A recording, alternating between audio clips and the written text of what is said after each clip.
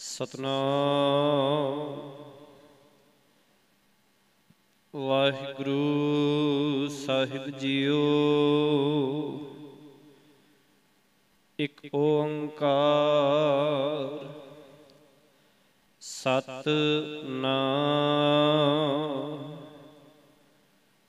करता पुरख निर्भौ निर्वैर अकाल मूरत अजूनी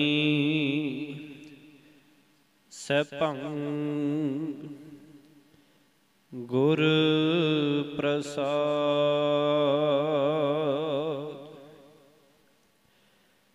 चौर छत्र तख्त दे मालक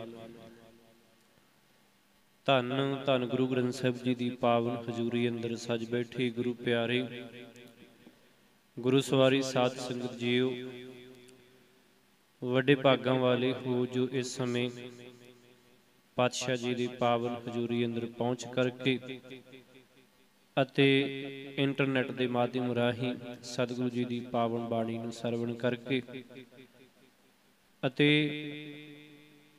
अपने जीवन के सवासां अते कर्मां नूं सफल करन दा यतन कर रहे हो। आओ आरंभता करिए जी। अज पावन अंक 40 के उत्तों गुरु रामदास पातशाह जी के तीसरे शब्द की जिहड़ी आरंभता है। फतेह प्रवान करो जी। वाहिगुरू जी का खालसा वाहिगुरू जी की फतेह। श्री राग महला चौथा। गुण गावां गुण विथरा गुण बोली मेरी माए।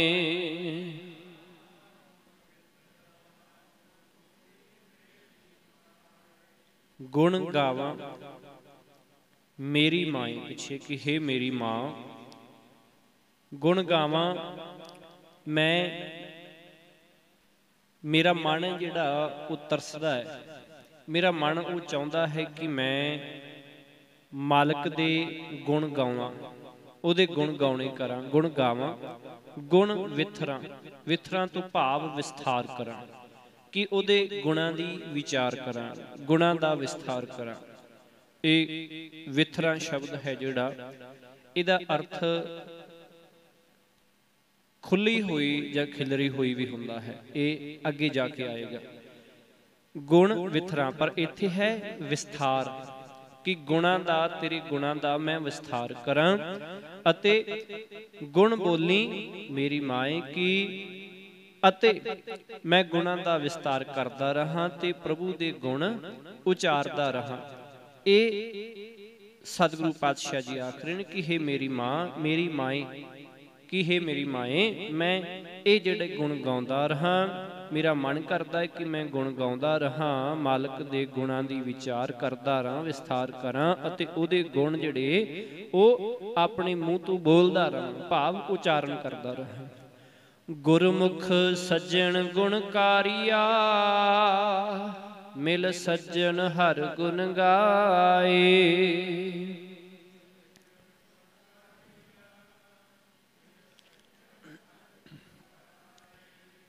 गुणकारिया इसका नासकी उच्चारण नहीं होएगा। गुणकारिया तो भाव गुण पैदा करने वाला कि जिवें असीं कहंदे वो बड़ा गुणी बंदा है जां बड़ा गुणकारी बंदा है।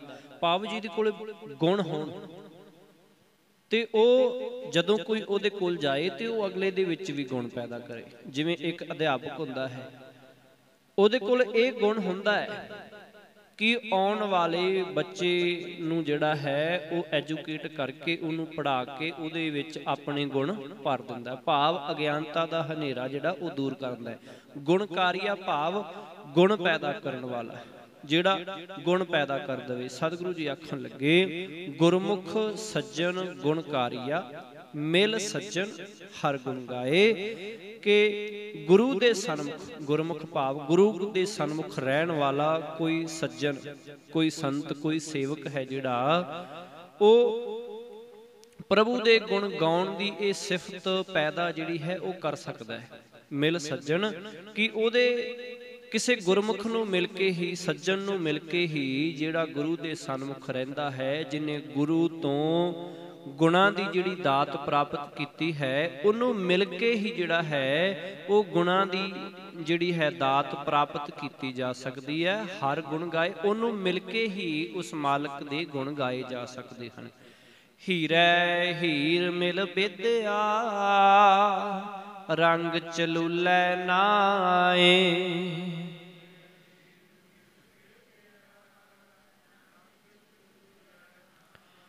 चलूलै तो भाव हुंदा है गूढ़ा, गूढ़े रंग विच।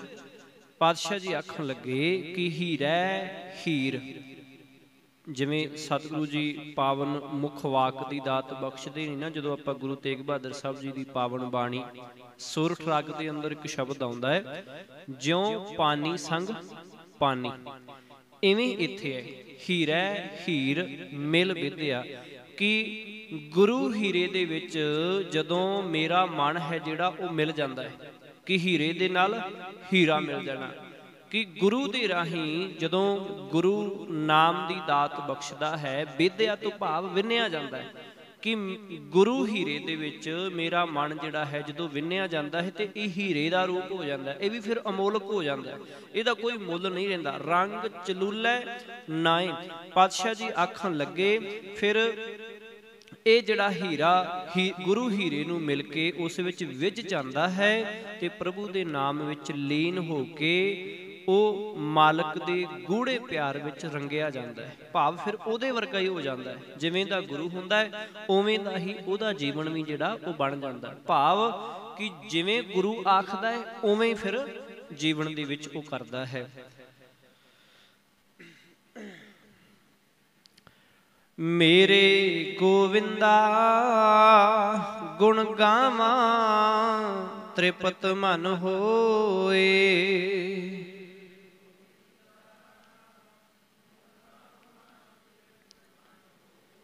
हे मेरे गोविंद, हे मेरे मालक, गुण गावां, किरपा करके मैं तेरे गुण गाउंदा रहां। गुण गावां कि मैं तेरे गुण गाउंदा रहां, तेरे गुणां दी विचार करदा रहां। तृप्त मन होए, ते तेरे गुण गाउंदियां ही मन विच माया दी तृष्णा है जिहड़ी वो तो खलासी हो जाती। भाव मन माया तो तृप्त हो जाता है कि फिर ये विकारां दे विच नहीं भजदा, फिर ये स्थिर हो जाता है।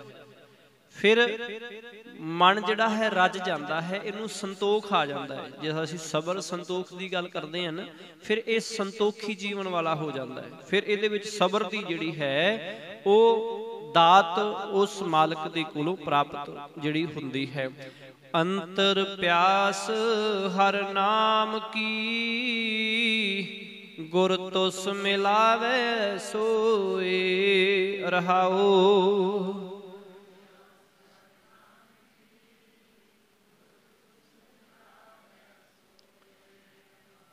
इस करके पातशाह जी आखते हैं कि हे गोबिंद, अंतर प्यास हर नाम की, मेरे अंदर तेरे नाम दी प्यास है। कि जदों गुण गाउण दे नाल जीवन दी सूझी आ जाती है, फिर प्यास लगती है कि मैनू गुरु मिला के, गुरु प्रसन्न जिहड़ा है कि वह मालक जदों फिर गुरु नाल मिला दिंदा है, फिर गुरु प्रसन्न हो के उस नाम दा मिलाप कराउंदा है, जिहदे नाल मन तृप्त हुंदा है, संतोखी हो जाता है, सबर वाला जीवन जिहड़ा वो बन जाता है। गुर तुस मिलावै सोए, गुरु नूं वो मालक मिलाउंदा है ते गुरु दे कोलों फिर नाम दी दात प्राप्त हुंदी है। मन रंगो वड भागी हो, गुर तुठा करे पसाओ।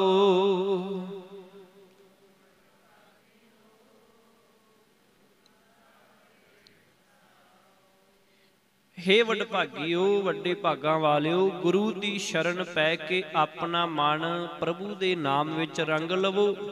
फिर की हुंदा है? गुरु प्रसन्न हो के नाम दी ये दात फिर बख्शिश करदा है। पसाओ तो भाव इत्थे जिहड़ा है गुर तुठा, वो तुठ के करे पसाओ, फिर बख्शिश करता है। पसाओ का अर्थ इत्थे कृपा है, बख्शिश, रहमत। क्योंकि पिछे आपां जपजी साहब दे अंदर जिहड़ी विचार करके हाँ, उत्थे है पसाओ का अर्थ पसारा कीता, पसाओ एको कवाओ। उत्थे आपां जिहड़ी विचार करके उत्थे है पसाओ का अर्थ पसारा करना, कि उन्हें एक हुक्म दे नाल ही इस संसार का, सृष्टि का, कुदरत का पसारा कर दिता है। पर इत्थे गुर तुठा करे पसाओ, कि गुरु फिर तुठ के, तुठा तो भाव प्रसन्न हो के, खुश हो करके, करे पसाओ, फिर कृपा करता है, बख्शिश करता है।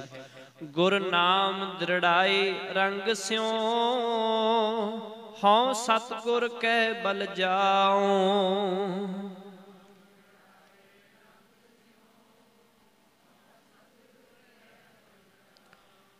गुर नाम दृढ़ाई, दृढ़ाई तो भाव पक्का करना, कि गुरु फिर प्यार दे नाल, रंग दा भाव प्रेम प्यार, कि गुरु प्यार नाल परमात्मा दा नाम है शरण आए सिख दे हिरदे विच फिर पक्का कर दिंदा है।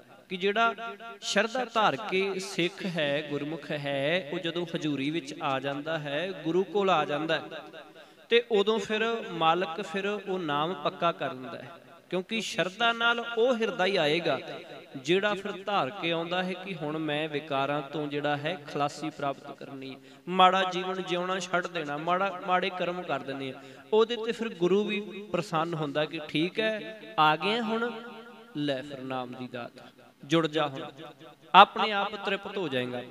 इस करके मैं गुरु तो सदके जाना हाँ। पातशाह जी वेखो कितना सोहना कर रहे ने, कि जेड़ा गुरु कोल आ गया, भावें लख वो मंदे कर्म कमारे, पर जदों गुरु दे कोल आ गया है शरधा धार के कि मालक जी बस हुण मैं माड़ा जीवन नहीं जिउ सकदा, मैं बड़े मंदे कर्म कर ले, फिर उस वेले गुरु फिर रहमत करता है, बख्शिश करता है।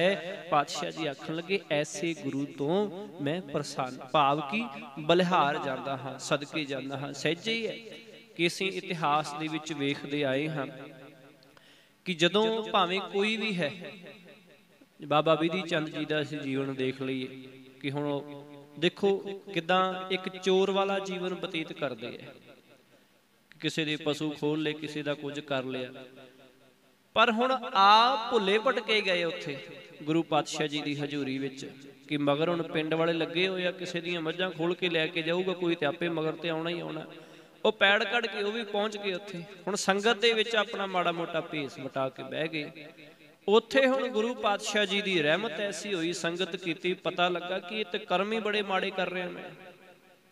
फिर जदों सोझी आ गई तो फिर उत्थे आप ही अपना आपा समर्पण करता कि सतगुरु जी हुण मैं किते नहीं जाना, किरपा करो कि मैथों ये जिहड़ा रोग लगे, विकार लगे, दूर कर दिओ, अपनी संगत च रख लो। फिर वेखो कि कैसा वो योधा वो निबड़िया है। कहन तो भाव है कि कोई भी आवे, जे किसी ने मंदे कर्म कर भी लए है तो गुरु ऐसा नहीं है कि आखेगा नहीं तू बड़ा गंदा भी जा, मुड़ जा, तेनू नाम नहीं देना मैं, ऐसा नहीं। गुरु तौबा करके आ सही, जुड़ सही कि पातशाह जी अज तो बाद नहीं मैनू नाम की दात बख्शो, उसे दिन फिर रहमत हो जाती। एक नहीं अनेकां उदाहरणां ने, अनेकां ने जिहड़ियां जदों भी कोई गुरु कोल आउंदा है, भावें किसी भी दुनिया के धर्म जात बोली नाल संबंध रखता होए, जदों वो गुरु ग्रंथ साहब नूं फिर नीज शरधा दे नाल पढ़दा है ना, फिर उन्हें पता लगता है कि असल जीवन जांच ते यह है। बड़ा सोहना एक अंग्रेज लिखारी लिखता है, वो आखदा है सिखो जे किते गुरु ग्रंथ साहब साडा हुंदा ना, अज दुनिया ते इक्को कौम ही होनी सी, कल्ले सिख ही होने सी। तुहाडे कोल इन्ना अमोलक खजाना ते तुसीं सिर्फ आपदे घरे सांभी बैठे हो, इहनूं किते तुसीं दूर दस्सिया ही नहीं, किसी नूं दस ही नहीं सके जाके कि साडे कोल की है।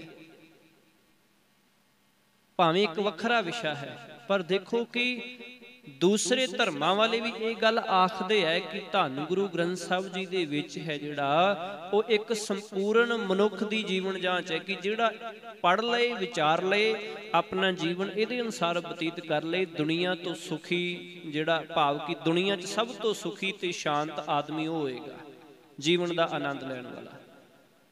ये गुरु ग्रंथ साहब है। ਇਸੇ ਕਰਕੇ ਪਾਤਸ਼ਾਹ ਜੀ ਇੱਥੇ ਆਖ ਰਹੇ ਨੇ ਕਿ ਗੁਰੂ ਮਨਾ ਨਹੀਂ ਕਰਦਾ ਕਿਸੇ ਨੂੰ। ਬਿਨ ਸਤਿਗੁਰ ਹਰ ਨਾਮ ਨ ਲੱਭਈ, ਲੱਖ ਕੋਟੀ ਕਰਮ ਕਮਾਓ।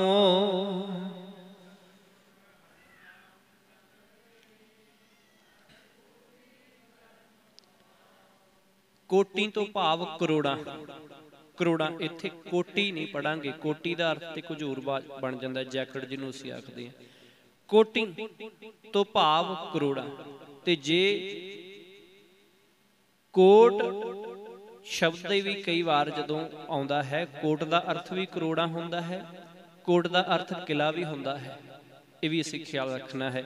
ਪਾਤਸ਼ਾਹ ਜੀ ਹੁਣ ਇੱਥੇ ਆਖ ਰਹੇ ਹਨ ਕਿ ਲੱਖ ਕੋਟੀ ਕਰਮ ਕਮਾਉ। ਜੇ ਮੈਂ ਲੱਖਾਂ ਕਰੋੜਾਂ ਹੋਰ ਹੋਰ ਧਾਰਮਿਕ ਕੰਮ ਕਰਾਂ ਕਿ ਜਿਨ੍ਹਾਂ ਨੂੰ ਮੈਂ ਧਰਮ ਦੇ ਨਾਮ, ਧਰਮ ਦਾ ਨਾਮ ਦੇ ਕੇ ਕੰਮ ਕਰਾਂ ਕਿ ਧਰਮ ਦਾ ਕੰਮ ਹੈ ਕਰਾਂ, ਤਾਂ ਵੀ ਸਤਿਗੁਰੂ ਦੀ ਸ਼ਰਨ ਤੋਂ ਬਿਨਾਂ ਪ੍ਰਮਾਤਮਾ ਦਾ ਨਾਮ ਪ੍ਰਾਪਤ ਨਹੀਂ ਹੁੰਦਾ। ਬਿਨ ਸਤਿਗੁਰ ਨਾਮ ਨਾ ਲੱਭਈ, ਉਹਦੀ ਦਾਤ ਪ੍ਰਾਪਤ ਨਹੀਂ ਹੁੰਦੀ। ਇਹਦੇ ਲਈ ਜ਼ਰੂਰੀ ਇਹ ਹੈ ਕਿ ਜੇ ਕੋਈ ਧਰਮ ਦੇ ਨਾਂ ਤੇ ਕਾਰਜ ਕਰਨਾ ਵੀ ਚਾਹੁੰਦਾ ਹੈ ਨਾ, ਗੁਰੂ ਤੋਂ ਪੁੱਛ ਕੇ ਕਰੇ ਕਿ ਗੁਰੂ ਕੀ ਆਖਦਾ ਉਸ ਕਾਰਜ ਦੇ ਬਾਰੇ, ਕਿ ਗੁਰੂ ਉਹਨੂੰ ਕਿਸ ਤਰੀਕੇ ਨਾਲ ਜਿਹੜੇ ਹੀ ਕਰਨ ਦੀ ਇਜਾਜ਼ਤ ਦਿੰਦਾ ਹੈ, ਗੁਰੂ ਕੋਲੋਂ ਪੁੱਛ ਲੈ। ਆਪੇ ਤੇਰਾ ਉਹ ਕਾਰਜ ਵੀ ਸੰਪੂਰਨ ਹੋ ਜਾਏਗਾ ਤੇ ਤੈਨੂੰ ਮਾਲਕ ਦੇ ਨਾਮ ਦੀ ਪ੍ਰਾਪਤੀ ਵੀ ਹੋ ਜਾਏਗੀ। ਬਿਨ ਭਾਗਾਂ ਸਤਿਗੁਰ ਨਾ ਮਿਲੈ, ਘਰ ਬੈਠਿਆਂ ਨਿਕਟ ਨਿਤ ਪਾਸ।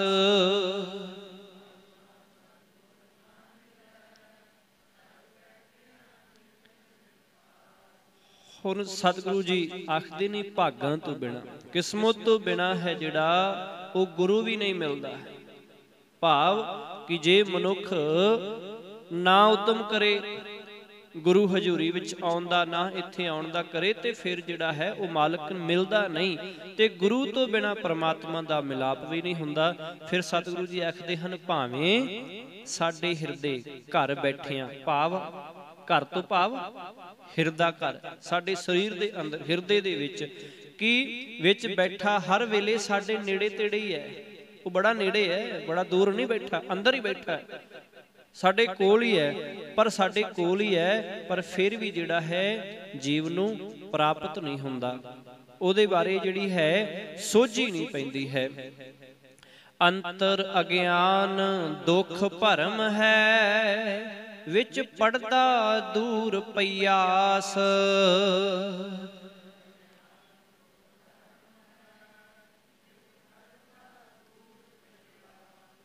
ਹੁਣ ਸਤਿਗੁਰੂ ਜੀ ਨੇ ਵੇਖੋ ਕਿ ਭਾਵੇਂ ਕੋਈ ਮਨਮੁਖ ਹੈ, ਭਾਵੇਂ ਕੋਈ ਗੁਰਮੁਖ ਹੈ, ਮਾਲਕ ਸਭ ਦੇ ਅੰਦਰ ਹੈ, ਉਹ ਸਾਰਿਆਂ ਦੇ ਅੰਦਰ ਵਸਿਆ ਹੋਇਆ। ਮਾਇਆ ਤੇ ਵਿਕਾਰ ਵੀ ਉਹਦੇ ਪੈਦਾ ਕੀਤੇ ਹੋਏ ਆ। ਜਿਹੜੇ ਵਿਕਾਰਾਂ ਨਾਲ ਜੁੜ ਜਾਂਦੇ ਨੇ ਉਹਦੇ ਤੋਂ ਦੂਰ ਹੋ ਜਾਂਦੇ ਆ, ਤੇ ਜਿਹੜੇ ਉਹਦੇ ਨਾਲ ਜੁੜ ਜਾਂਦੇ ਆ ਉਹ ਉਹਦੇ ਨੇੜੇ ਹੋ ਜਾਂਦੇ ਆ। ਹੁਣ ਅੱਗੇ ਦੇਖੋ, ਫਿਰ ਸਤਿਗੁਰੂ ਜੀ ਆਖਦੇ ਕਿ ਬੈਠਾ ਉਹ ਅੰਦਰ ਹੀ ਹੈ ਉਹ ਅੰਦਰ ਹੀ ਬੈਠਾ ਹੋਇਆ, ਬਾਹਰ ਨਹੀਂ, ਕਿਤੇ ਦੂਰ ਨਹੀਂ ਹੈ। ਇਸ ਕਰਕੇ ਫਿਰ ਆਖਦੇ ਨੇ ਅੰਤਰ ਅਗਿਆਨ ਦੁੱਖ ਭਰਮ ਹੈ, ਕਿ ਜਿਸ ਜੀਵ ਦੇ ਅੰਦਰ ਫਿਰ ਅਗਿਆਨਤਾ ਦਾ ਹਨੇਰਾ ਹੈ, ਕਿ ਅਗਿਆਨਤਾ ਦੇ ਹਨੇਰੇ ਦਾ ਦੁੱਖ ਟਿਕਿਆ ਰਵੇ, ਕਿ ਉਹ ਅਗਿਆਨਤਾ ਵਿੱਚ ਹੀ ਰਹੇ, ਗੁਰੂ ਕੋਲੋਂ ਸੋਝੀ ਨਾ ਪ੍ਰਾਪਤ ਕਰੇ, ਗੁਰੂ ਦੇ ਅਨੁਸਾਰ ਹੈ ਆਪਣਾ ਜੀਵਨ ਹੀ ਨਾ ਬਤੀਤ ਕਰੇ, ਉਹ ਫਿਰ ਕੀ ਹੈ? ਅਗਿਆਨਤਾ, ਹਨੇਰਾ। ਕਿ ਜਿਸ ਨੂੰ ਫਿਰ ਪਾਤਸ਼ਾਹ ਜੀ ਆਖਦੇ ਮਾਇਆ ਦੀ ਭਟਕਣੀ ਲੱਗੀ ਰਹਿੰਦੀ ਹੈ, ਭਾਵ ਭਰਮ ਦੇ ਵਿੱਚੋਂ ਭੱਜਦਾ ਰਹਿੰਦਾ ਹੈ, ਮਾਇਆ ਦੀ ਖਾਤਰ ਇੱਧਰ ਗਿਆ, ਕਿਤੇ ਕੋਈ ਵਿਚਾਰ ਮਨ ਦੇ ਵਿੱਚ ਆ ਗਿਆ, ਕਿਤੇ ਕੋਈ ਆ ਗਿਆ। ਪਾਤਸ਼ਾਹ ਜੀ ਆਖਦੇ ਉਸ ਦੇ ਅੰਦਰ ਪਰਮਾਤਮਾ ਨਾਲੋਂ ਮਾਇਆ ਦੇ ਮੋਹ ਦਾ ਤੇ ਭਟਕਣਾ ਦਾ ਪਰਦਾ ਹੈ ਜਿਹੜਾ ਉਹ ਬਣਿਆ ਰਹਿੰਦਾ ਹੈ। ਭਾਵ ਕਿ ਸਾਡੇ ਅਤੇ ਮਾਲਕ ਦੇ ਵਿੱਚ ਇੱਕ ਪਰਦਾ ਹੈ ਮਾਇਆ ਦੇ ਮੋਹ ਦਾ, ਵਿਕਾਰਾਂ ਦਾ। ਜਿਸ ਦਿਨ ਇਹ ਟੁੱਟ ਗਿਆ ਉਸ ਦਿਨ ਮਿਲਾਪ ਹੋ ਜਾਏਗਾ। ਕਹਿਣ ਤੋਂ ਭਾਵ ਇੰਜ ਆਖ ਲਈਏ ਕਿ ਜਿਵੇਂ ਸ਼ੀਸ਼ੇ ਲੱਗੇ ਹੋਏ ਨੇ ਇਸ ਦਰਬਾਰ ਦੇ ਵਿੱਚ, ਕਿ ਸਾਨੂੰ ਦਿਸਦਾ ਹੈ ਕਿ ਪਰਲੇ ਪਾਸੇ ਮਾਲਕ ਹੈ, ਪਰਮੇਸ਼ਰ ਹੈ, ਅਸੀਂ ਇੱਧਰਲੇ ਪਾਸੇ ਹਾਂ। ਪਰ ਹੁਣ ਜਿਹੜਾ ਵਿਚਾਲੇ ਸ਼ੀਸ਼ਾ ਲੱਗਿਆ ਹੈ ਉਹ ਅਸੀਂ ਤੋੜਾਂਗੇ ਤੇ ਫੇਰ ਹੀ ਪਰਲੇ ਪਾਸੇ ਜਾ ਕੇ ਮਿਲ ਸਕਦੇ ਹਾਂ। ਭਾਵੇਂ ਬਾਹਰ ਕੋਈ ਕਿਸੇ ਦੂਜੇ ਪਰਸਨ ਨੂੰ ਮਿਲਣਾ ਹੋਵੇ ਤੇ ਸ਼ੀਸ਼ੇ ਦੇ ਵਿੱਚੋਂ ਸਿਰਫ ਅਸੀਂ ਦੇਖ ਸਕਦੇ ਹਾਂ ਕਿ ਹੈ, ਉਹਦਾ ਹੁਕਮ ਕੀ ਹੈ, ਉਹ ਕਹਿ ਕੀ ਰਿਹਾ ਸੀ ਸੁਣ ਨਹੀਂ ਸਕਦੇ, ਕਿਉਂਕਿ ਵਿੱਚ ਇੱਕ ਸ਼ੀਸ਼ਾ ਹੈ। ਪਤਾ ਜ਼ਰੂਰ ਹੈ ਕਿ ਬਾਹਰ ਹੈ, ਕਿ ਦੂਸਰਾ ਪਰਸਨ ਬਾਹਰ ਹੈ, ਮੈਂ ਅੰਦਰ ਖੜਾ ਹੈ, ਪਰ ਵਿਚਾਲੇ ਸ਼ੀਸ਼ਾ ਹੈ। ਸਮਝ ਲਓ ਕਿ ਉਹ ਸ਼ੀਸ਼ੇ ਦੀ ਤਰ੍ਹਾਂ ਮਾਇਆ ਦਾ ਮੋਹ ਸਾਡੇ ਅੰਦਰ ਹੈ। ਜਾਣਦੇ ਅਸੀਂ ਸਾਰੇ ਹਾਂ ਕਿ ਰੱਬ ਹੈ, ਮਾਲਕ ਹੈ, ਉਹਦੇ ਅਸੀਂ ਬਣਾਏ ਆ, ਮਿਲਣਾ ਵੀ ਅਸੀਂ ਉਹਨੂੰ, ਸਾਰਿਆਂ ਨੂੰ ਪਤਾ ਸਾਨੂੰ, ਪਰ ਅਸੀਂ ਵੇਖਦੇ ਹੋਏ ਅਣਗੌਲਾ ਕਰ ਦਿੰਦੇ ਹਾਂ। ਜੋ ਕਹਿਣਾ ਚਾਹੁੰਦਾ ਹੈ ਜਾਂ ਉਹਦੀ ਭਾਵਨਾ ਹੈ, ਉਹਦੀ ਰਜ਼ਾ ਅਸੀਂ ਸਮਝਦੇ ਨਹੀਂ। ਇਸ ਕਰਕੇ ਫਿਰ ਜੇ ਅਸੀਂ ਕਿਸੇ ਨੂੰ ਮਿਲਣਾ ਹੈ, ਵਿਚਾਲਿਓਂ ਸਾਨੂੰ ਸੀਸਾ ਹੈ ਜਿਹੜਾ ਉਹ ਤੋੜਨਾ ਪਏਗਾ, ਦੂਰ ਕਰਨਾ ਪਏਗਾ, ਹਟਾਉਣਾ ਪਏਗਾ। ਇਸੇ ਤਰ੍ਹਾਂ ਸਾਡੇ ਅੰਦਰ ਇੱਕ ਮਾਇਆ ਦੇ ਮੋਹ ਦਾ ਪਰਦਾ ਹੈ, ਜਿਹਨੂੰ ਖਤਮ ਕਰਨਾ ਪਏਗਾ। ਜਦੋਂ ਉਹ ਖਤਮ ਹੋਏਗਾ, ਉਦੋਂ ਹੀ ਫਿਰ ਉਹਦੇ ਨਾਲ ਹੈ ਜਿਹੜਾ ਉਹ ਮਿਲਾਪ ਹੋਵੇਗਾ। ਬਿਨ ਸਤਿਗੁਰ ਭੇਟੇ ਕੰਚਨ ਨਾ ਥੀਐ, ਮਨ ਮੁਖ ਲੋ ਬੂਡਾ ਬੇੜੀ ਪਾਸ।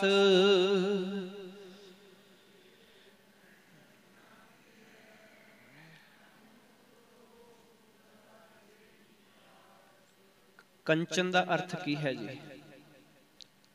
ਤੇ ਲੋਹ ਦਾ ਲੋਹਾ। ਸਤਿਗੁਰੂ ਪਾਤਸ਼ਾਹ ਜੀ ਆਖਦੇ ਹਨ, ਬਿਨ ਸਤਿਗੁਰ, ਕਿ ਆਪਣੇ ਮਨ ਦੇ ਪਿੱਛੇ ਜਿਹੜਾ ਮਨੁੱਖ ਤੁਰਦਾ ਹੈ ਨਾ, ਜਿਹੜਾ ਜੀਵ ਆਪਣੇ ਮਨ ਪਿੱਛੇ ਤੁਰਦਾ ਹੈ, ਉਹ ਫਿਰ ਸਮਝ ਲਓ ਕਿ ਲੋਹੇ ਵਰਗਾ ਹੈ। ਤੇ ਜਿਹੜਾ ਫਿਰ ਗੁਰੂ ਪਾਰਸ ਨੂੰ ਮਿਲਣ ਤੋਂ ਬਿਨਾਂ ਸੋਹਣਾ ਨਹੀਂ ਬਣ ਸਕਦਾ, ਕਿ ਗੁਰੂ ਹੈ ਜਿਹੜਾ ਪਾਰਸ ਹੈ। ਤੇ ਗੁਰੂ, ਕਿਉਂਕਿ ਪਾਰਸ ਜਿਹੜਾ ਹੈ ਐਸੀ ਧਾਤ ਮੰਨੀ ਜਾਂਦੀ ਹੈ, ਐਸਾ ਇੱਕ ਪੱਥਰ ਮੰਨਿਆ ਜਾਂਦਾ ਹੈ। ਦੇਖਿਆ ਜਾਂ ਕਿਸੇ ਨੇ ਨਹੀਂ ਦੇਖਿਆ, ਸਿਰਫ ਇੱਕ ਉਦਾਹਰਣ ਹੈ। ਹੁਣ ਕਈ ਵਾਰੀ ਤੇ ਕਈ ਇਹੋ ਜਿਹੇ ਬੰਦੇ ਵੇਖੇ ਕਿ ਪਾਰਸ ਹੁੰਦਾ ਹੀ ਨਹੀਂ, ਸਾਨੂੰ ਦਿਖਾਓ ਪਾਰਸ, ਅਸੀਂ ਫਿਰ ਮੰਨਾਂਗੇ। ਸਤਿਗੁਰੂ ਨੇ ਤੇ ਗਲਤ ਲਿਖਤਾ। ਭਾਈ ਹੈ ਜਾਂ ਨਹੀਂ ਹੈ, ਤੈਨੂੰ ਸਮਝਾਉਣ ਦੇ ਵਾਸਤੇ ਇਹ ਸ਼ਬਦ ਵਰਤਿਆ। ਕਹਿਣ ਤੋਂ ਭਾਵ ਹੈ ਕਿ ਜੋ ਉਸ ਸਮੇਂ ਦੀ ਪਰੰਪਰਾ ਚੱਲ ਰਹੀ ਸੀ, ਸਤਿਗੁਰੂ ਜੀ ਨੇ ਉਸੇ ਤਰੀਕੇ ਨਾਲ ਸਮਝਾਇਆ ਹੈ ਕਿ ਤੁਸੀਂ ਮੰਨਦੇ ਹੋ ਕਿ ਇੱਕ ਪਾਰਸ ਪੱਥਰ ਹੁੰਦਾ ਹੈ, ਜਿਹੜਾ 8 ਧਾਤਾਂ ਉਹਦੇ ਨਾਲ ਛੁਆ ਦਈਏ ਤੇ ਉਹ ਸੋਨਾ ਹੋ ਜਾਂਦੀਆਂ ਨੇ। ਹੈ ਜਾਂ ਨਹੀਂ ਹੈ ਇਹ ਨਹੀਂ ਪਤਾ ਕਿਸੇ ਨੂੰ, ਪਰ ਹੁਣ ਆਖਿਆ ਕਿ ਗੁਰੂ ਵੀ ਇਵੇਂ ਪਾਰਸ ਹੀ ਹੈ। ਉਹਦੇ ਨਾਲ ਫਿਰ ਜਿਵੇਂ ਦਾ ਕੋਈ ਮੰਦਾ ਹੈ ਜਾਂ ਚੰਗਾ ਹੈ ਜਾਂ ਬੁਰਾ ਜਾਂ ਮਾੜਾ, ਜਿਵੇਂ ਦਾ ਵੀ ਕੋਈ ਮਨੁੱਖ ਆ ਕੇ ਜੁੜਦਾ ਹੈ ਨਾ, ਆਪਣੇ ਆਪ ਨੂੰ ਛੂੰਹਦਾ ਹੈ, ਉਦੋਂ ਫਿਰ ਉਹ ਸੋਹਣਾ ਹੋ ਜਾਂਦਾ ਹੈ। ਇਸੇ ਤਰ੍ਹਾਂ ਗੁਰੂ ਨੂੰ ਪਾਰਸ ਆਖਿਆ ਗਿਆ ਗੁਰਬਾਣੀ ਦੇ ਅੰਦਰ, ਕਿ ਗੁਰੂ ਪਾਰਸ ਵਰਗਾ। ਇਸੇ ਕਰਕੇ ਆਖਣ ਲੱਗੇ ਹੁਣ ਮਨਮੁਖ ਹੈ ਜਿਹੜਾ ਉਹ ਲੋਹੇ ਵਰਗਾ ਹੈ। ਤੇ ਲੋਹਾ ਜਦੋਂ ਅਸੀਂ ਪਾਣੀ ਦੇ ਵਿੱਚ ਸੁੱਟਦੇ ਹਾਂ ਨਾ, ਉਦੋਂ ਡੁੱਬ ਜਾਂਦਾ ਹੈ ਨਾਲ ਦੀ ਨਾਲ। ਆਪਾਂ ਇੱਕ ਹੋਰ ਉਦਾਹਰਣ ਜਿਹੜੀ ਇੱਥੇ ਸਮਝ ਲਈਏ ਕਿ ਫਿਰ ਪਾਤਸ਼ਾਹ ਜੀ ਆਖਦੇ ਹਨ ਕਿ ਗੁਰੂ ਪਾਰਸ ਨੂੰ ਮਿਲਣ ਤੋਂ ਬਿਨਾਂ ਕੰਚਨ ਨਾ ਥੀਏ। ਕੰਚਨ ਤੋਂ ਭਾਵ ਸੋਨਾ, ਕਿ ਸੋਨਾ ਨਹੀਂ ਹੋ ਸਕਦਾ। ਇਸ ਕਰਕੇ ਗੁਰੂ ਬੇੜੀ ਉਸ ਮਨਮੁਖ ਲੋਹੇ ਦੇ ਪਾਸ ਹੀ ਹੈ, ਕਿ ਗੁਰੂ ਕੋਲ ਹੀ ਹੈ। ਹੁਣ ਸਾਰੇ ਜੀਵਾਂ ਦੇ ਕੋਲ ਗੁਰੂ ਹੈ। ਹੁਣ ਗੁਰੂ ਬੇੜੀ ਹੈ, ਤੇ ਜੇ ਅਸੀਂ ਲੋਹਾ ਸਿੱਧਾ ਪਾਣੀ ਦੇ ਵਿੱਚ ਜਾਂ ਸਮੁੰਦਰ ਦੇ ਵਿੱਚ ਸੁੱਟਾਂਗੇ, ਭਾਵੇਂ ਛੋਟੇ ਤੋਂ ਛੋਟਾ ਵੀ ਹੋਵੇ, ਉਸੇ ਲਈ ਡੁੱਬ ਜਾਏਗਾ। ਪਰ ਜੇ ਉਹ ਲੋਹਾ ਭਾਵੇਂ ਭਾਰਾ ਵੀ ਹੋਵੇ, ਥੋੜਾ ਜਿਹਾ ਉਹਨੂੰ ਬੇੜੀ 'ਚ ਰੱਖ ਦਈਏ ਤੇ ਸਹਿਜੇ ਜਿੱਥੇ ਮਰਜ਼ੀ ਲੈ ਜਾਓ, ਪਾਰ ਹੋ ਜਾਏਗਾ। ਇਸ ਕਰਕੇ ਗੁਰੂ ਬੇੜੀ ਦਾ ਰੂਪ ਹੈ, ਤੇ ਮਨਮੁਖ ਹੈ ਜਿਹੜਾ ਉਹ ਲੋਹੇ ਦਾ ਰੂਪ ਹੈ। ਤੇ ਜਦੋਂ ਗੁਰੂ ਨੂੰ ਮਿਲੇਗਾ, ਉਦੋਂ ਹੀ ਫਿਰ ਉਹ ਪਾਰ ਹੋਏਗਾ। ਪਰ ਉਹ ਵਿਕਾਰਾਂ ਦੀ ਨਦੀ ਵਿੱਚ ਫਿਰ ਡੁੱਬਣ ਨਹੀਂ ਦਿੰਦਾ, ਜਦੋਂ ਗੁਰੂ ਬੇੜੀ ਨੂੰ ਮਨਮੁਖ ਵੀ ਜਿਹੜਾ ਉਹ ਮਿਲ ਪੈਂਦਾ ਹੈ। ਕਿਉਂਕਿ ਸਹਿਜੇ ਹੈ ਕਿ ਜਿਹੜੀ ਬੇੜੀ ਹੁੰਦੀ ਹੈ, ਉਹਦੇ ਵਿੱਚ ਵੀ ਬਹੁਤੀ ਵਾਰ ਲੋਹੇ ਦੀਆਂ ਕਿੱਲਾਂ ਹੀ ਲੱਗੀਆਂ ਹੁੰਦੀਆਂ, ਕਿ ਉਹਨਾਂ ਨਾਲ ਹੀ ਬਣਦੀ ਹੈ। ਪਰ ਜਦੋਂ ਉਹ ਬੇੜੀ ਲੱਕੜਾਂ ਵੱਖਰੀਆਂ ਵੀ ਹੋਣ ਤੇ ਲੋਹਾ ਵੱਖਰਾ ਹੋ ਜਾਏ, ਉਹ ਲੱਕੜ ਤਰਦੀ ਰਹੇਗੀ ਤੇ ਲੋਹਾ ਡੁੱਬ ਜਾਏਗਾ। ਪਰ ਜੇ ਉਹ ਲੋਹਾ ਜਿਹੜਾ ਵਿੱਚ ਲੱਗ ਜਾਏ ਤੇ ਉਹ ਸਹਿਜੇ ਹੈ ਕਿ ਨਾ ਬੇੜੀ ਡੁੱਬੇਗੀ ਨਾ ਲੋਹਾ ਡੁੱਬੇਗਾ। ਕਹਿਣ ਤੋਂ ਭਾਵ ਕਿ ਗੁਰੂ ਬੇੜੀ ਵਰਗਾ ਹੈ, ਉਹ ਇਸ ਫਿਰ ਸੰਸਾਰ ਸਮੁੰਦਰ ਵਿੱਚ ਡੁੱਬਣ ਤੋਂ ਬਚਾ ਲੈਂਦਾ ਹੈ। ਸਤਿਗੁਰ ਬੋਹਿਥ ਹਰ ਨਾਮ ਹੈ, ਕਿਤ ਬਿਦ ਚੜਿਆ ਜਾਏ।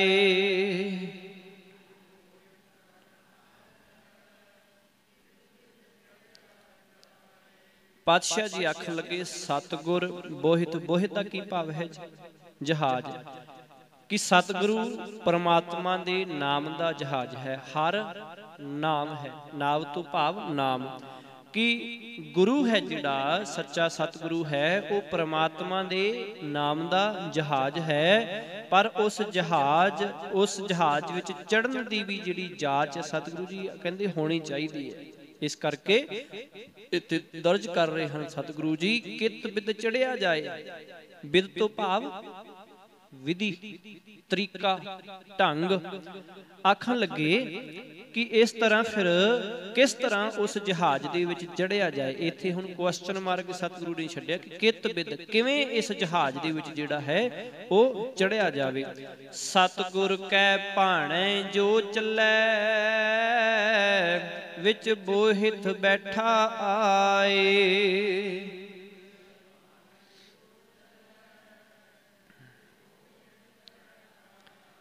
हुण देखो पिछली पंक्ति दे विच सतगुरु जी ने एक सवाल छड्डिया, हुण अगली पंक्ति दे विच उत्तर देता है। आखन लगे कि जिहड़ा मनुख फिर सतगुरु दे हुक्म विच तुरदा है, जिहड़ा सतगुरु दी सिੱਖਿਆ ते तुरदा है, ਉਹ उस जहाज विच सवार हो गया। समझो ਉਹਦੇ जहाज विच जिहड़ा है बोहित विच सवार जिहड़ा है ਉਹ हो जाता है। विच बोहित बैठा आए, ਉਹ बोहित दे विच सवार हो जाता है। धन धन वड भागी नानका,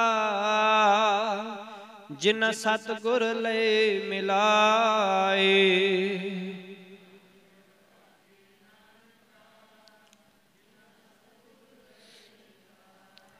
पातशाह जी आखन लगे, हे नानक वो मनुख वड्डे भागां वाले हन। वड भागी नानका, धन धन वो धन हन जिन्हां नूं सतगुरु प्रभु चरनां विच मिला लैंदा है। कि सतगुरु जिन्हां दे उत्ते फिर रहमत करदा है। श्री राग महला चौथा। हौ पंथ दसाई नित खड़ी, कोई प्रभ दसे तिन जाओ।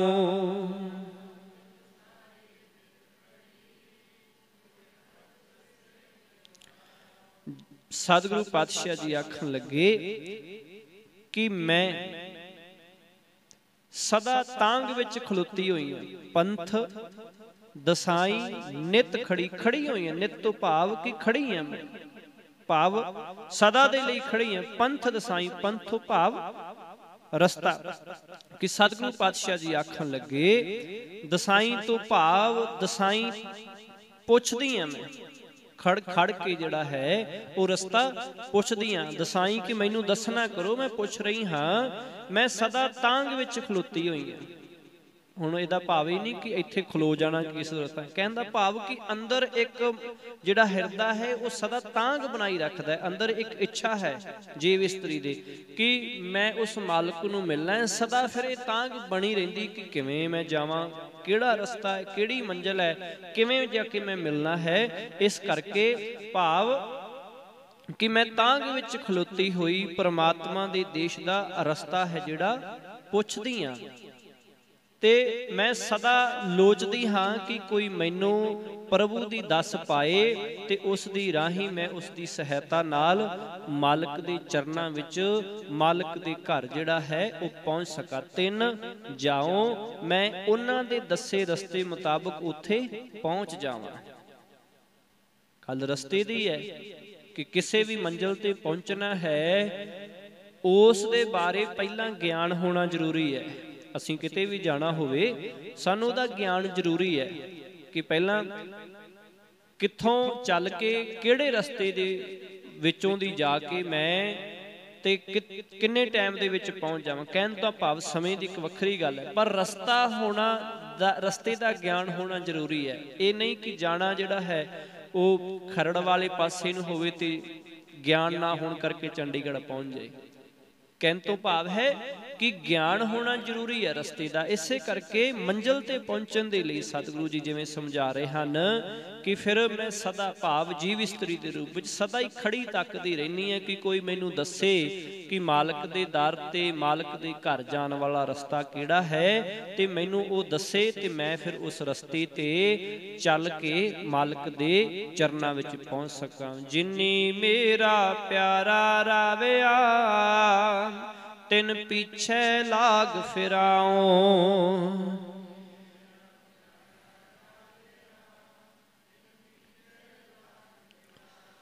पातशाह जी आखन लगे कि फिर जिन्हां सतसंगी सहेलियां ने प्यारे प्रभु का मिलाप जिहड़ा है हासिल कर लिया है, उन्होंने पा लिया है, मैं उन्हां अगे फिर पिछे पिछे फिरदी, भाव तरले मिन्नतां करदी, उन्हां दे पिछे पिछे फिरदी हाँ। पीछे लाग फिराऊं कर मिन्नत कर जोदड़ी, मैं प्रभ मिलने का चाओ।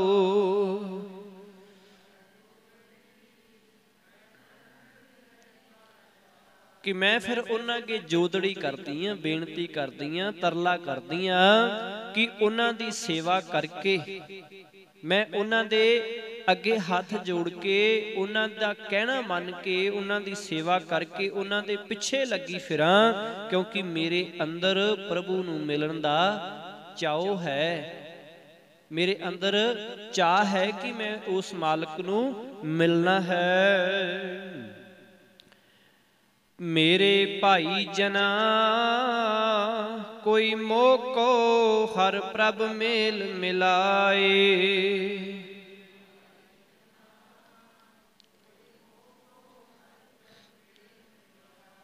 हे मेरे भरावो, भाई जना तो भाव हे मेरे भरावो सतसंगी जनो, मैनू कोई धिर परमात्मा नाल मिला दिओ, मैनू परमात्मा दा जिहड़ा है मेल जिहड़ा है वो करवाउणा करो। हौं सतगुर विटों वारिया जिन हर प्रभ दिया दिखाए,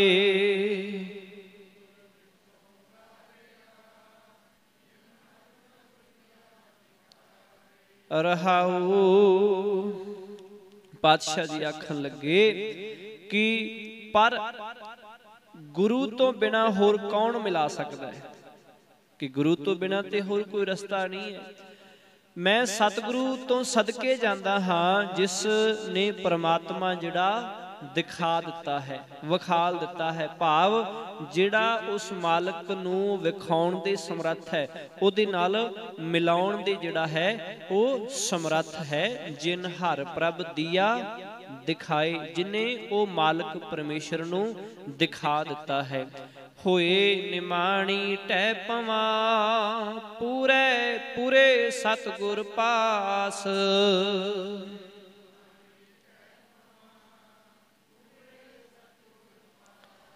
मेरा मन लोचदा है कि होए निमाणी, मैं निमाणी हो जावां, अपना निमाणी तो भाव मान छड्ड देना, मान तो बिना अपना हंकार छड्ड देना, अपना आपा त्याग देना, कि मैं होर जिहड़ा अपना मान है आसरा है छड्ड के पूरे सतगुरु दे चरनां उत्ते डिग पावां, भाव ढह पावां। पूरे सतगुरु पास निमाणिया गुर मान है, गुर सतगुर करे शाबाश।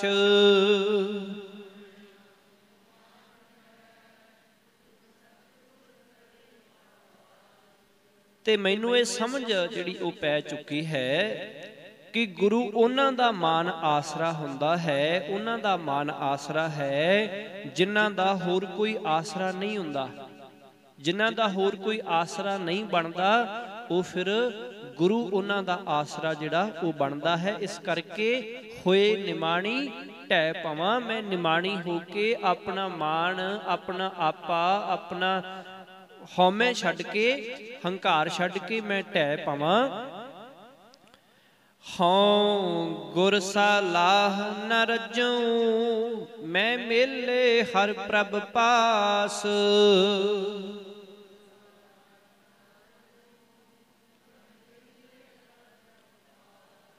इस करके गुरु है जिहड़ा वो शाबाश भाव कि दिलासा दिंदा है, रहमत करदा है। गुरु दियां वडियाइयां कर करके मेरा मन रजदा नहीं। गुरु मैनू मेरे पास ही वसदा परमात्मा मिलाउण दे समर्थ है कि उहदे पास इतनी ताकत है, इतना जिहड़ा है उहदे कोल इंज कह ली कि बख्शिश का पात्र है कि वह मिला सकता है नेड़े वसदे हुए परमात्मा दे नाल। हौं गुर सलाह न रजूं, इस करके मैं गुरु की वडियाई करता थकदा नहीं। मैं मेले मैनू मिला दिंदा है हर प्रभ पास, जिहड़ा मालक मेरे बिल्कुल नेड़े वसदा है। सतगुर नो सब को लोचदा, जेता जगत सब कोए।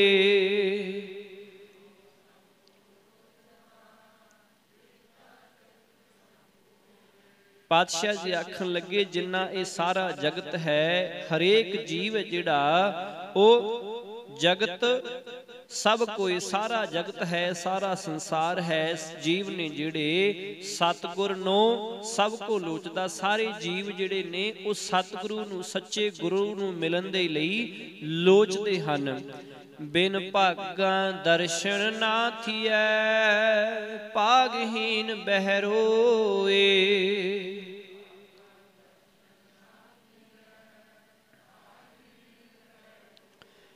सतगुरु जी आखणगे बिन भागां, चंगे भागां तो बिना, चंगी किस्मत तो बिना है जिहड़ा दर्शन ना थिए। गुरु दे नाल मिलाप नहीं हुंदा, दर्शन नहीं हुंदा गुरु दा।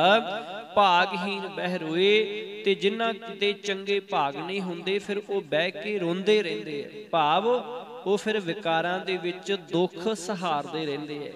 गुरु नूं मिलन दा भाव बिन भागां दर्शन ना थिए। दर्शन करन दा ये भाव नहीं है कि आके गुरु जी दे सामने खलोते ते दर्शन कर लिया, जां रमाला चुक के देख लिया कि असीं ते वेख लिया गुरु, ऐ नहीं। भाव गुरु दे ज्ञान दा दर्शन करना, कि गुरु दे ज्ञान नूं, गुरु दी सिੱਖਿਆ नूं अपने जीवन विच लागू करना। यह है दर्शन कि अपने जीवन विचों गुरु नूं देखना, अपने जीवन विच गुरु नूं जिहड़ा है वो शामिल करना। अपना जीवन गुरु नूं दे देना कि मैं जो भी संसार दे विच कार विहार जां जिहड़ा भी मैं कदम चुकां ते गुरु मेरे नाल होवे। यह है गुरु दा दर्शन, यह है गुरु नूं मिलना। गुरु दा दर्शन ये नहीं कि आके सिर्फ दर्शन कीते, मत्था टेक के ते जां असीं सरूप दे भी दर्शन कर लए, क्योंकि ऐसा कई बार वो देखण नूं मिलिया भी है कि जदों कई बार भाई साहब हुक्मनामा लैण लगदे आ ना, उदों फिर कुछ क संगत उठ के आउंदी है ते आ थोड़ी नेड़े आके खलो जांदी। जदों रुमाला चुक्या जांदा है फिर मत्था टेक के चले जांदे है।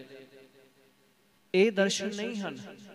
ये साडे मन की शरधा ते हो सकती है, पर इस शरधा दे नाल साडा जीवन नहीं बदलना। बदलेगा उदों कि जिहड़ा मुख वाक जां हुक्मनामा आया है वो साडे जीवन दे विच चानण करे, वो साडे जीवन विच लागू हो जाए।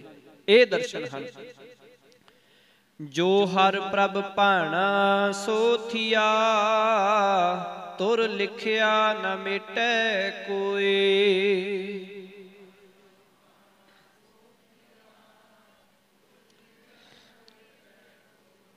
पातशाह जी आखन लगे हुण जीवां दे भी फिर की वस है कि जिहड़े लेख फिर वो विकारां दे अधीन हो करके मालक तो लिखवा लैंदे ने। फिर कि जो कुछ परमात्मा नूं चंगा लगदा है हुंदा उही है। भाव जो धुर तो फिर उन्हां दे लेख लिखे जांदे ने जीवन दे विच, ते वो लिखे हुक्म नूं फिर कोई मिटा नहीं सकदा। भाव जिहा बीजै सो लुणै, कि जेहो जा करेंगा ओहो जा भरेंगा। फिर वो लेख मिटदे नहीं हन। आपे सतगुर आप हर, आपे मेल मिलाए।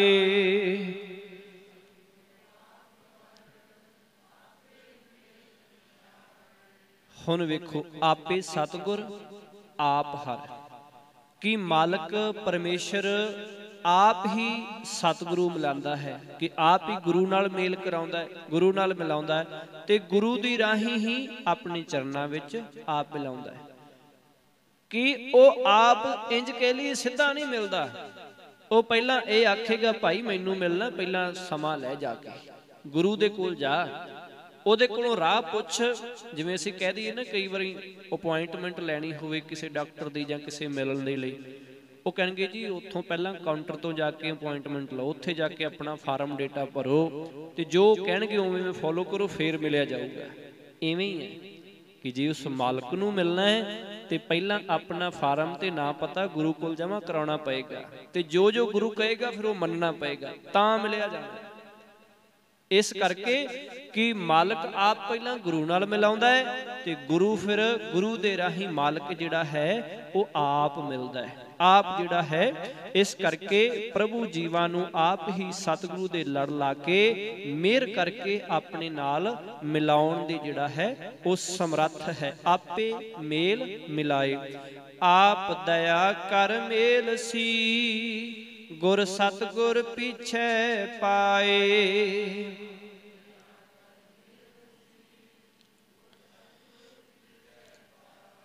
ਆਪ ਹੀ ਫਿਰ ਉਹ ਦਇਆ ਕਰਕੇ ਕਰ ਮੇਲ ਸੀ ਮਿਲਦਾ ਹੈ, ਗੁਰ ਸਤਿਗੁਰ ਪਿੱਛੇ ਪਾਏ। ਗੁਰੂ ਦੇ ਪਿੱਛੇ ਲਾ ਕੇ, ਕਿ ਪਹਿਲਾਂ ਉਹ ਜੀਵਾਂ ਨੂੰ ਗੁਰੂ ਦੇ ਪਿੱਛੇ ਲਾਉਂਦਾ ਕਿ ਗੁਰੂ ਦੇ ਪਿੱਛੇ ਲੱਗੋ, ਉਹਨੂੰ ਪਤਾ ਹੈ ਮੇਰੇ ਘਰ ਆਉਣ ਦਾ ਰਸਤਾ।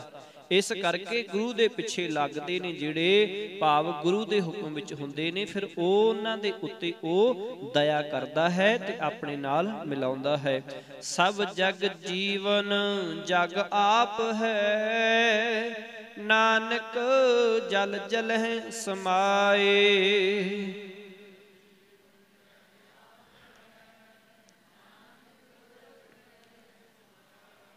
ਪਾਤਸ਼ਾਹ ਜੀ ਆਖਣ ਲੱਗੇ, ਹੈ ਨਾਨਕ ਜਗਤ ਦੇ ਜੀਵਾਂ ਦਾ ਸਹਾਰਾ ਪ੍ਰਮਾਤਮਾ ਜਗਤ ਵਿੱਚ ਹਰ ਥਾਂ ਆਪ ਹੀ ਆਪ ਹੈ। ਜਗ ਜੀਵਨ ਭਾਵ ਜਗਤ ਦਾ ਜੀਵਨ ਆਪ ਹੀ ਹੈ, ਜੀਵਾਂ ਦਾ ਰਾਖਾ ਉਹ ਆਪ ਹੀ ਹੈ, ਜੀਵਾਂ ਦਾ ਸਹਾਰਾ ਜੀਵਾਂ ਦੇ ਵਿੱਚ ਉਹ ਆਪ ਹੀ ਹੈ।